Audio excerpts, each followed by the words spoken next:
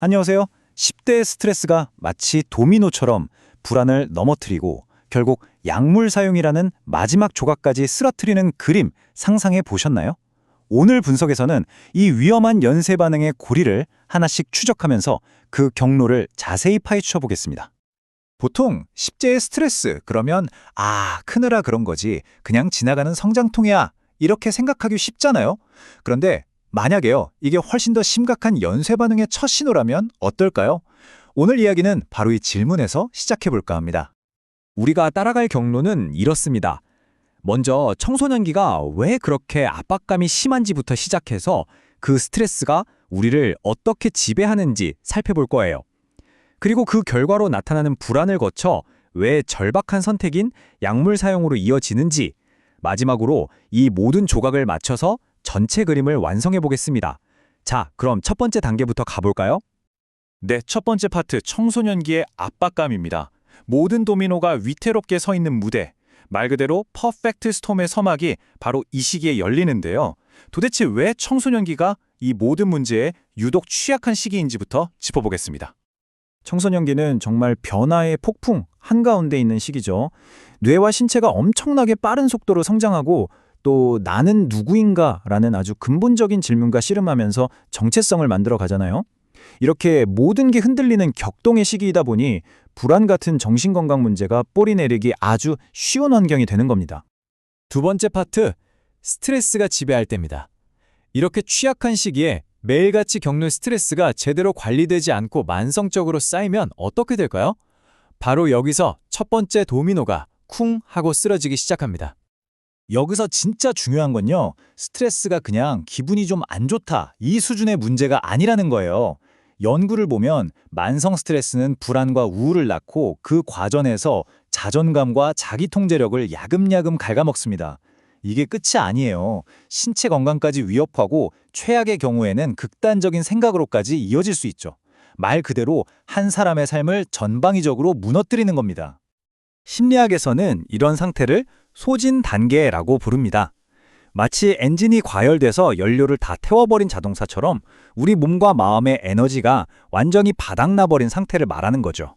이건 끊임없는 스트레스에 맞서 싸우다 지쳐버린 우리 몸이 보내는 마지막 비명이나 마찬가지입니다. 세 번째 파트입니다. 보이지 않는 결과, 바로 불안이죠. 스트레스라는 도미노가 넘어지면서 그 다음 도미노인 불안을 힘껏 밀어뜨립니다. 이 연쇄 반응의 시작점이자 가장 중요한 연결고리인 이 과정, 한번 집중해서 들여다보겠습니다. 이 메커니즘을 이해하는 게 핵심인데요. 불안은 그냥 아무 이유 없이 생기는 감정이 아니에요. 우리 몸이 끊임없는 스트레스에 시달리면서 생리적, 정신적 균형이 깨질 때 나타나는 아주 직접적인 결과물인 거죠. 그러니까 스트레스가 불안의 연료가 되는 셈입니다. 바로 이 문장이 이번 분석의 핵심을 꿰뚫고 있습니다. 불안은 청소년기의 주요 정서 문제이며 약물 사용의 핵심 위험 요인이다. 이게 무슨 말이냐면 불안은 그 자체만으로도 너무 고통스럽지만 더 위험한 다음 단계로 넘어가는 결정적인 다리 역할을 하기 때문에 문제의 심각성이 훨씬 더 크다는 겁니다. 네 번째 파트입니다.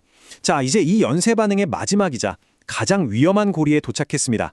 스트레스가 증폭시킨 그 감당할 수 없는 불안이 어떻게 청소년들을 탈출구를 찾기 위한 절박한 약물 사용으로 이끄는지 살펴보겠습니다. 불안이 약물 사용 위험을 극적으로 높인다는 건 단순한 추측이 아닙니다. 여러 연구를 통해 통계적으로 명확하게 증명된 사실이고요. 그 수치는 생각보다 훨씬 더 충격적입니다. 바로 이 그래프가 그 충격적인 현실을 보여주는데요. 여러 연구에서 아주 일관되게 나타나는 결과입니다. 불안을 겪는 청소년은 그렇지 않은 청소년에 비해서 불법 약물을 사용할 위험이 무려 최대 2.6배까지 높아집니다. 2.6배요. 이 숫자는 불안이 얼마나 강력하고 직접적인 위험 요인인지 명백하게 보여주는 거죠. 아니, 도대체 왜 이렇게 위험한 선택을 하는 걸까요? 심리학에서는 이걸 자가 치료 이론으로 설명합니다. 우리가 머리 아플 때 진통제 찾는 것처럼 마음의 고통을 잊기 위해서 약물을 치료제처럼 사용하는 잘못된 시도라는 거죠.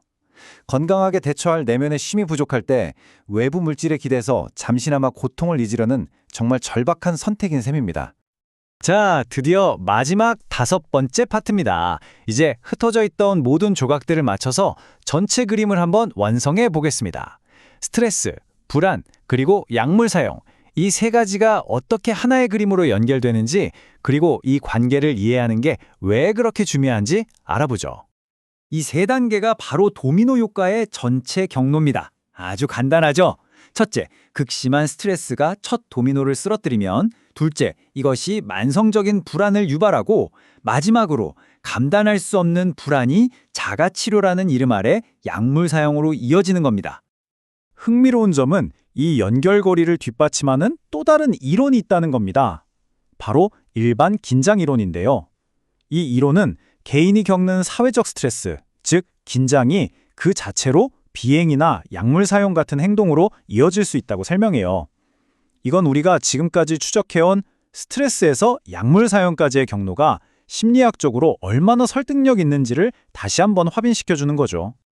그래서 우리가 오늘 꼭 기억해야 할 가장 중요한 핵심은 바로 이겁니다. 스트레스, 불안, 약물 사용은 따로따로 떨어진 점이 아니라 하나의 선으로 이어진 문제라는 것. 기존 연구들이 종종 놓쳤던 게 바로 이 세 가지 요소 사이의 구조적 관계입니다. 하나가 무너지면 다음 것이 연쇄적으로 무너진다는 이 사실을 이해하는 것. 이것이 바로 문제 해결의 진짜 시작점입니다. 오늘 분석을 통해 우리는 스트레스가 약물 사용으로 이어지는 명확한 경로를 확인했습니다. 그렇다면 이제 우리가 던져야 할 질문은 이것입니다. 이 도미노가 쓰러지기 시작하는 걸 막기 위해 혹은 그 연쇄 반응의 중간 고리를 끊기 위해 우리는 과연 어디에 개입해서 출구를 만들 수 있을까요? 우리 모두가 함께 생각해 볼 문제입니다.